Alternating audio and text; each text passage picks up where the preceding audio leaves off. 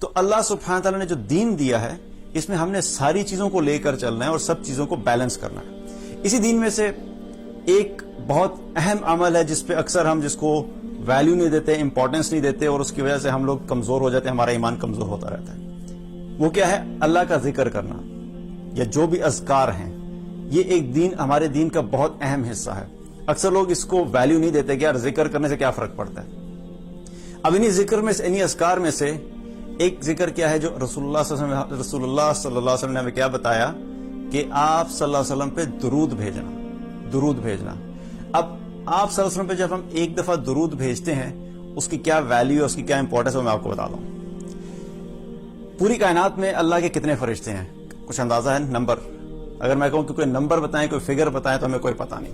لیکن اس صرف اندازہ لگانے کے لیے کہ ان کی تعداد کتنی ہے، میں آپ کو کچھ چیزیں آپ کے سامنے رکھتا ہوں، اس سے اندازہ ہوگا کہ اللہ کے بنائے ہوئے جو فرشتے ہیں اور اللہ کی جو مخلوق ہے وہ کتنی تعداد میں.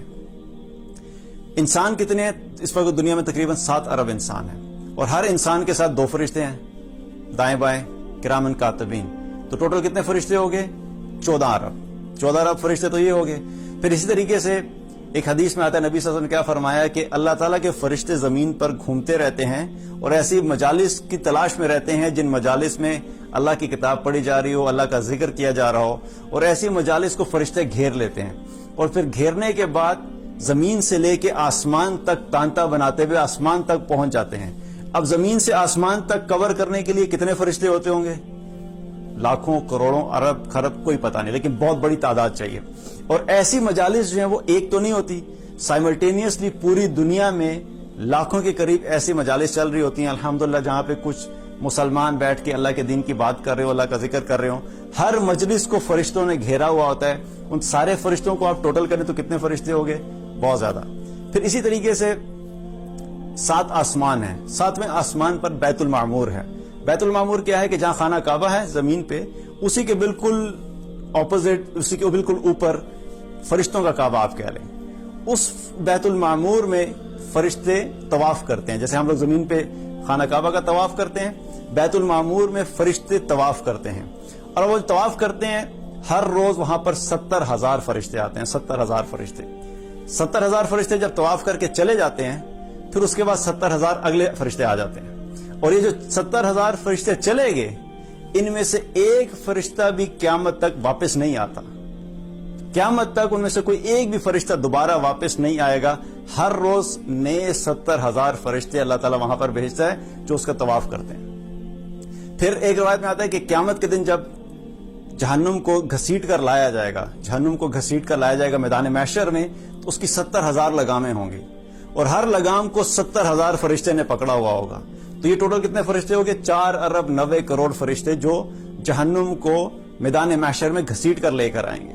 پھر لیلۃ القدر جو ہوتی ہے، لیلۃ القدر میں جبریل علیہ السلام جو ملائکہ کے ساتھ زمین پر آتے ہیں، تو پوری زمین پر کتنے فرشتے ہوتے ہیں؟ ایک روایت میں آتا ہے کہ جتنی زمین پر کنکری ہیں ان کنکریوں کے برابر فرشتے ہوتے ہیں.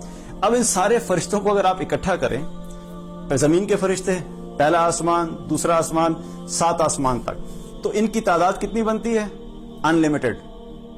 کوئی تعداد ہم نہیں بتاتے، واللہ عالم، اللہ بہتر جانتا ہے. لیکن صرف سمجھانے کے لیے آپ کو بتا رہا ہوں کہ مثال کے طور پہ خرب فرشتے بنتے ہیں، خربوں کی تعداد میں فرشتے ہیں. جب میں اور آپ ایک دفعہ رسول اللہ صلی اللہ علیہ وسلم پر درود شریف بھیجتے ہیں، درود پڑھتے ہیں، تو ایک روایت میں آتا ہے، طبرانی کی روایت ہے، آپ صلی اللہ علیہ وسلم نے کیا فرمایا کہ جمعے کے دن مجھ پر کثرت سے درود پڑھا کرو. کیونکہ آپ صلی اللہ علیہ وسلم نے فرمایا کہ میرے پاس ابھی جبریل علیہ السلام آئے تھے اپنے رب کا پیغام لے کر، اور میرے رب نے کیا فرمایا ہے کہ جو شخص بھی آپ پر ایک مرتبہ درود بھیجتا ہے، سارے فرشتے اس شخص کے لیے 10 مرتبہ رحمت کی دعا کرتے ہیں. اب یہ سارے فرشتے کتنے؟